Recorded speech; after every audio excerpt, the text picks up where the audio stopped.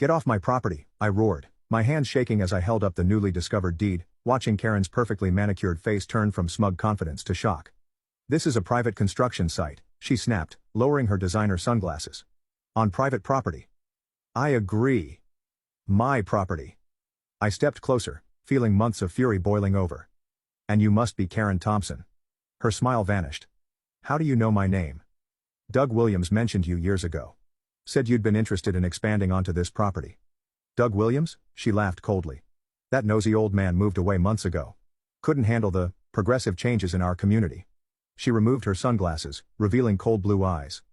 This parcel was purchased legally from Maple Ridge Heights HOA 6 months ago. I have all the paperwork. That's impossible. I never sold this land to anyone. Karen's laugh was like ice cracking. The boundary lines were reassessed during your absence. This section was determined to be part of the Maple Ridge Heights common area, which was then sold to me for my dream home. She gestured to the half-built house with dramatic flair. As you can see, we're, well, underway. Reassessed? By who? I demanded. By the county surveyor, of course, she purred. With full approval from the zoning board. We have a very cooperative relationship with local officials. My stomach twisted. This isn't right. Not anymore, she turned away, then paused with a smirk. If you have concerns, you can speak with our HOA president, Richard Hammond. But don't waste your time, we have excellent lawyers. Slater & Slater, she added, naming the most expensive law firm in the state. Perhaps you've heard of them. They specialize in resolving property disputes. Permanently. I watched her walk away, typing furiously on her phone. Within minutes, a black SUV pulled up, and a man in an expensive suit stepped out. Karen pointed in my direction while talking rapidly. Get security down here, I heard her snap into her phone. And call Marcus. Tell him we might need those injunction papers after all. I retreated into the woods, my mind racing. Something very wrong had happened while I was away, and I needed to figure out exactly what. First stop.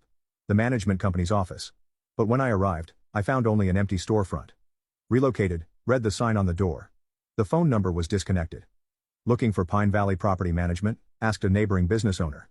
They merged with Maple Ridge Development 6 months ago. Strange deal, happened overnight. That night, I couldn't sleep.